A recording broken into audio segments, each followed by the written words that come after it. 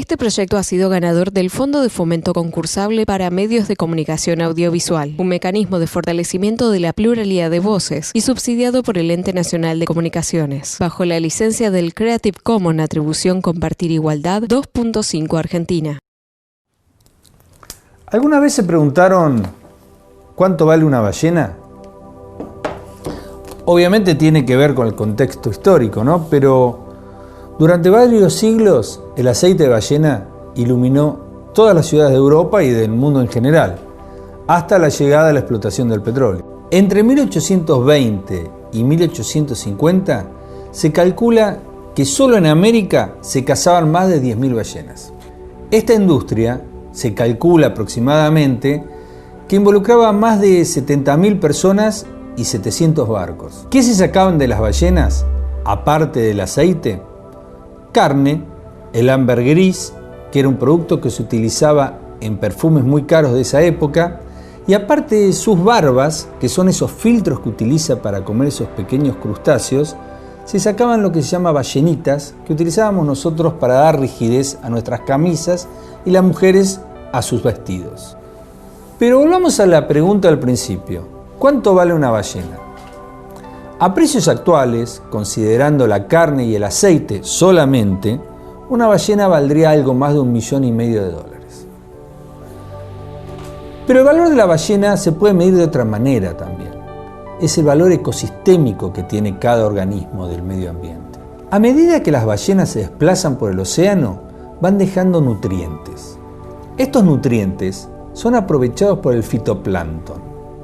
El fitoplancton son pequeñas algas microscópicas que viven en el mar.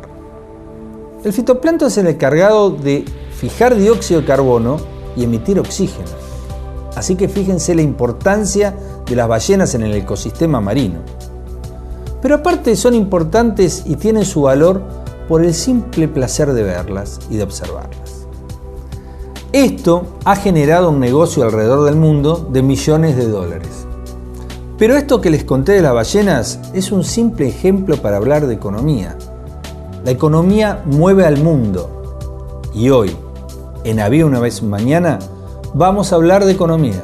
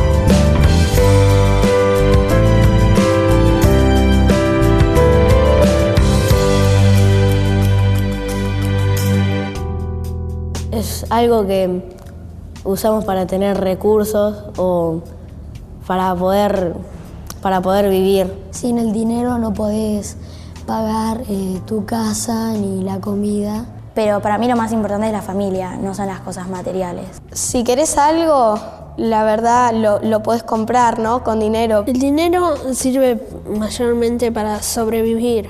Por lo menos en mi opinión prefería ser alguien sin dinero, pero yo que sé, con una familia, con hijos. Pero hay gente que no lo tiene y son felices. Capaz para unas personas sí y para otras es más importante la amistad, convivir con su familia, con las personas que quiere. Pero lo que no podés comprar es, por ejemplo, una amistad o una vida, ¿no? El amor de alguien hacia vos o familia, eso no lo podés comprar, sino que lo conseguís por tus propios valores. Los indios vivieron sin dinero cazando, tomando agua de los ríos o calentando las aguas de los ríos porque están contaminadas. Pero sí, se puede vivir sin dinero.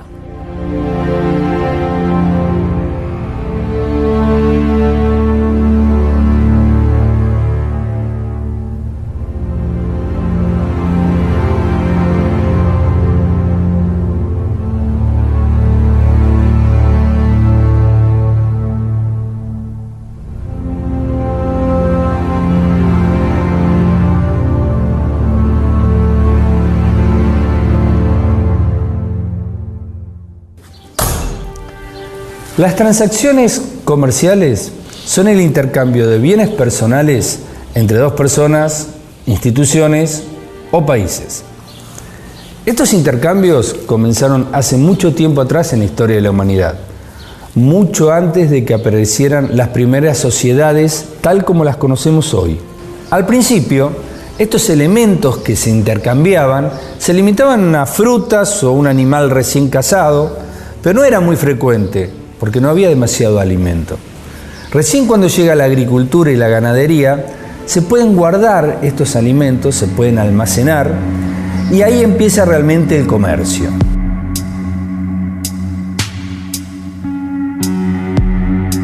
Lo difícil en estos intercambios era cómo determinar el valor de las cosas. ¿Cuántas gallinas valía una cabra? ¿O cuántas vasijas de barro necesitábamos para comprar un cuchillo como este? Había que resolver este problema. Y aquí aparece la primer forma de dinero, llamado dinero mercancía, que eran semillas, sal o cacao, pero que tenían un valor determinado. Por ejemplo, en el Alto Nilo, una esposa valía el equivalente a 8 vacas. ¿8 vacas? A continuación, nuestros investigadores nos cuentan sobre el desarrollo evolutivo de la economía a través de la historia. ¿Cuánto vale una vaca?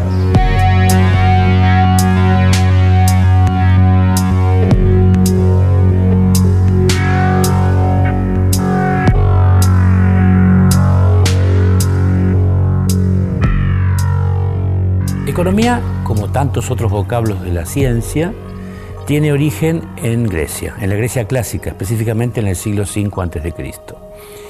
Y la derivación de la idea y de lo que representa viene de un texto de un filósofo, historiador y político griego llamado Jenofonte. De él heredamos uno de los pocos textos de economía que justamente se llama Económico, ¿no? Y la idea que él transmite tiene que ver con la concatenación o con el origen de la palabra. Economía viene de dos palabras griegas, oikos y nomos. Nomos significa administrar, reglar, normatizar. Y oikos era la unidad económica familiar en la antigua Grecia. Obviamente solo los propietarios eran dueños de oikos y eso abarcaba la casa, la familia, los bueyes, el arado, los esclavos, etc. De donde la economía era algo así como la administración del patrimonio familiar. Entonces, para los antiguos griegos, la economía era una técnica al servicio de la administración óptima del patrimonio, pero siempre sometido a las decisiones del dueño de los bienes. Pero, ¿cuál es la definición actual de economía? Es una ciencia, a diferencia de Jenofonte, para el cual era una simple técnica, que tiene que ver con aquel aspecto de la conducta humana derivada de la escasez de medios para conseguir fines múltiples. Esto parece que no tuviera nada que ver con economía, pero sin embargo tiene que ver. ¿Cuáles son los fines múltiples que los individuos necesitamos satisfacer para poder sobrevivir? Bueno, nuestras necesidades. Y el problema económico surge porque los recursos para satisfacer o saciar nuestras necesidades son escasos. Para la familia, para la empresa, para el Estado, para el mundo. No alcanzan. Entonces hay que administrarlos de alguna manera, ¿no? Uno diría, bueno, la economía debería enseñarnos a administrarlos de la manera más eficiente posible. Y esto se engancha con la definición de Jenofonte. ¿Qué significa eficiencia? Eficiencia significa no solo conseguir lo que uno pretende, sino conseguirla de la manera más económica, es decir, al menor costo posible. Pero vayamos al principio de la historia económica. Los primeros grupos humanos recolectaban y manufacturaban casi todo lo que necesitaban, siendo económicamente autosuficientes. Sin embargo, aparece el trueque como modalidad para la obtención de ciertos productos. Desde que los individuos se organizaron en bandas y después en tribus, surgió la necesidad del intercambio, porque no todas las tribus tenían la misma canasta de bienes, digamos, a su disposición, y en algunos casos lo que les sobraba podían intercambiarlo por lo que les sobraba a otros y ellos no tenían. Así definió Cicerón al comercio exterior. Dijo, bueno, es el cambio de lo que me sobra a mí por lo que yo necesito y no tengo. Ahora, comienza como una especie de regalo, lo que los antropólogos llaman el don y el contradón. Bueno, te dejo esta, dice el autor alemán mencionado, voy donde se reúne tal tribu y le dejo estas cosas, pieles, por ejemplo, que a mí me sobran.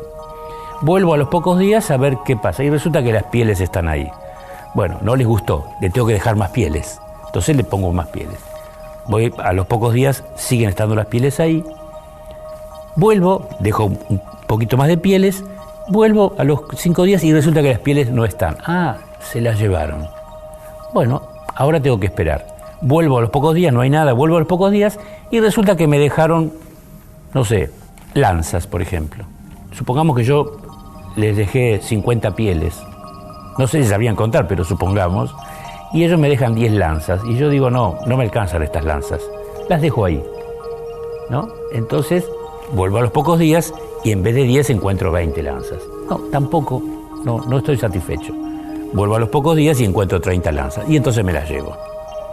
Entonces, las dos tribus se dieron señales recíprocas entre sí de que ese intercambio tiene lo que hoy llamaríamos cierta equidad o justicia. Fantástico. Bueno, ahí nació el comercio, como trueque. Esta forma de comercio es efectiva cuando se intercambia una gama limitada de productos, pero ¿puede el trueque ser la base de una economía compleja?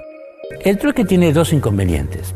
El primero es que entre usted y yo, para poder hacer un intercambio, usted debe necesitar lo que yo quiero cambiar y recíprocamente la misma situación. Eso se llama doble coincidencia de necesidades. Ahí aparece el segundo problema, establecer lo que se llama una tasa de intercambio. ¿Cuántas tasas por un sombrero, por ejemplo? Muy rápidamente, en el paso de los tiempos, los individuos se dieron cuenta que hacía falta algo que permitiera valorizar los bienes en forma homogénea. O sea, un tercer bien, por ejemplo, el cereal, o la sal, o el ganado, que me permitiera decir, bueno, o los granos de cacao entre los aztecas, las tazas valen tantos granos de cacao y el sombrero vale tantos granos de cacao. Así nace el dinero. Pero ese dinero, llamado dinero mercancía, ya que se trataba de un tercer producto, tenía importantes restricciones. Ese dinero mercancía tenía problemas. No duraba.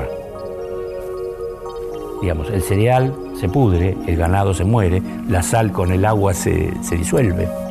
Así que era evidente que no funcionaba bien como dinero. Rápidamente los individuos detectaron que había cierto tipo de cosas que nos daba la naturaleza que podían hacer las veces de dinero. ¿Por qué? Porque eran durables, porque eran divisibles y porque eran económicamente transportables en relación a su peso. Estoy hablando de los metales preciosos. Y además tenían una condición fundamental, eran escasos, la naturaleza no los daba con prodigalidad. Y eran eternos. Así que cuando se descubrieron las técnicas de fundición, fue posible establecer armar, digamos, conitos o esferitas o lingotes de esos metales. Ahí surgió un segundo problema. ¿Cómo nos ponemos de acuerdo en que ese lingote tiene el mismo valor para usted que para mí? Bueno, por su peso. Por lo tanto, hubo que establecer un sistema de pesas y medidas. Y ahí nació el fraude en el comercio. Se empezaron a falsificar las pesas. Por eso, la tasa por inspección de pesas y medidas, que todavía existe, es uno de los impuestos más antiguos que se cobraban ya en los imperios babilónicos. Porque los comerciantes eran tan truchos entonces como ahora. ¿Cómo y dónde nace lo que conocemos hoy como moneda? Entre los siglos 8 y 7, en diferentes lugares del mundo, en China, en la India y en Asia Menor, algunas personas vinculadas a las monarquías de ese momento tuvieron la idea de formar lo que se llama la pieza de moneda o el dinero amonedado, es decir, acuñar monedas de metales nobles, a la cual normalmente se le ponía la cara del rey que ordenaba la acuñación. Así nace la moneda o la pieza de moneda. La tradición dice que nace en Asia Menor, en un país llamado Lidia, del cual pasan las ciudades griegas de la costa, que eran las colonias que habían fundado los atenienses, de ahí pasan a la Grecia clásica y el dracma ateniense se convierte en la moneda hegemónica como hoy es el dólar. Alejandro Magno la difunde por todo el mundo conocido y llega a Roma, y cuando Roma se convierte en el imperio, el sestercio romano se convierte en la moneda hegemónica. Así nace entonces la pieza de moneda, que va a cumplir una larga historia prácticamente hasta el siglo XIX. Hoy es objeto de colección.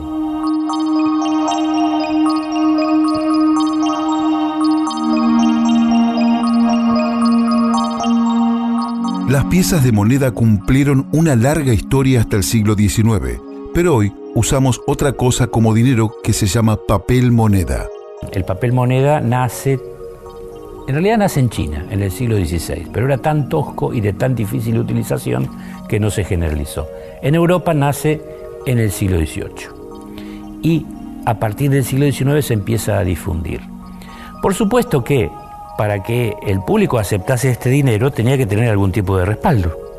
¿Y quién lo respaldaba? Bueno, los gobiernos que lo emitían, igual que las piezas de moneda de antaño, con la única diferencia que la pieza de moneda valía por su contenido en oro o en plata, digamos. En cambio el papelito será muy bonito, tendrá distintos colores y vistosos y figuras, lo que sea, pero vale por otras razones. Como señala Yuval Noah Harari, el dinero no es una realidad material, es un constructo psicológico, funciona al convertir la materia en mente. Entonces, ¿por qué vale el papel moneda? Vale por dos razones fundamentalmente. En primer lugar, por el respaldo del banco que lo emite. Y este banco que emite el dinero, obviamente, estará tanto más respaldado cuanto la economía a la que representa es más poderosa. Por eso el dólar es la moneda hegemónica hoy día, porque Estados Unidos es la potencia económica mundial por excelencia, como en su momento lo fue la libra esterlina. El segundo aspecto que tiene que ver con el valor del dinero es la aceptación del público. Nosotros lo aceptamos como tal. Nosotros aceptamos que nos paguen el sueldo en esos papelitos de colores porque estamos seguros que con esos papelitos de colores vamos a poder hacer nuestras transacciones sin ningún tipo de dificultad. Hoy en día, el efecto de alguna crisis cambiaria que está sucediendo en estos momentos a las 5 de la mañana en Japón o en un país asiático, solamente horas ya lo tenemos vigente en estos momentos en el país. Esto sucede con una rapidez inusitada, con lo cual no podemos más pensar en los países como compartimentos estancos, sino como un depósito que se llena de agua y se inunda de forma inmediata sin que dé tiempo a reaccionar. Un segundo aspecto del funcionamiento de la economía actual es que en cierta medida se está revirtiendo el proceso de globalización iniciado en los años 90, en donde parecía que las fronteras se diluían y que los países se agrupaban en bloques. Hace algunos años empieza a apreciarse una ligera reversión de este proceso, donde los países empiezan a fragmentarse, empiezan a abroquelarse, empiezan a desconfiar de las ventajas de la globalización y empiezan a aislarse del resto, tomando medidas que los alejan del libre cambio y los empiezan a hacer un poco más proteccionistas. Ejemplos a la vista: Estados Unidos, Gran Bretaña con el Brexit, y muchos países de Latinoamérica con las experiencias populistas que hasta hace poco tiempo estuvieron vigentes y que consistían más bien en aislarse y elegir una estrategia de desarrollo hacia adentro y no optar por una estrategia de desarrollo hacia afuera que los vinculara más con el mundo. Otro aspecto a considerar con respecto a la economía actual es que antiguamente las desavenencias entre las potencias se dirimían a través de guerras convencionales, acarreando pérdida de vidas y costos económicos. Hoy la guerra continúa por otros medios y los adversarios son distintos. Hoy el Boca River de la política mundial es Estados Unidos versus China. Y la guerra continúa con aplicación de aranceles, con prohibición de entrada de mercancías, con juicios por licencias, por problemas asociados a la importación y exportación de productos, digamos, y es una guerra que recién acaba de empezar. Se podría aventurar que la economía global en el futuro continuará siendo afectada por las crisis cíclicas y que el aislamiento de los países que se viene apartando de la interacción comercial con otros afectará el crecimiento de la economía mundial. Y también estamos asistiendo a la decepción de una idea que se tenía normalmente en el mundo de los economistas, que es la idea de la convergencia, la idea de que prontamente los países más pobres y aquellos que tenían potencial de progreso, como Brasil, India, iban a crecer más rápidamente que los países desarrollados y todos se iban a igualar para llegar a un máximo estable, disminuyendo su tasa de crecimiento. Hoy vemos que los países pobres siguen siendo pobres, que los países ricos siguen siendo cada vez más ricos, que la brecha de desigualdad no se acomoda y como consecuencia de esto surgen procesos migratorios que invaden los países ricos con hordas de migrantes provenientes de países pobres que no encuentran oportunidades para crecer, ni para desarrollarse, ni para vivir. ¿Cómo se perfila el uso de las criptomonedas en el desarrollo del futuro de la economía? Uno de los grandes desafíos para todas las ramas, tanto del derecho como las otras ciencias, es justamente lo que se conoce como la criptoeconomía o la economía digital, que es precisamente la aparición de las criptomonedas, sobre todo en este último tiempo, que ha empezado a preocupar a todos los ordenamientos. Hasta ahora nosotros teníamos concebido que las monedas eran emitidas por los estados y por eso eran monedas con curso legal. Pero a partir del año 2008, con la creación de Satoshi Nakamoto, que sería ese seudónimo utilizado por un grupo de personas que han creado lo que se conoce como Bitcoin, que en realidad no es tan importante la moneda, sino la plataforma sobre la cual la misma se ha montado, que es blockchain. La idea de estas criptomonedas es la de permitir justamente a través de la confianza generada en entornos virtuales para sobre todo las nuevas generaciones, que son las que más confían en esto, el hecho de tener una moneda que en primer lugar no es emitida por nadie, que en el caso de Bitcoin tiene una proyección de crecimiento antiinflacionaria porque lo va a hacer de aquí hasta el año 2150 esa emisión de la moneda, y que los países empiezan a discutir qué es, porque en realidad no es tangible, no está emitido por nadie, no tiene el respaldo de un Estado, sin embargo ya hoy se usa como moneda de cambio.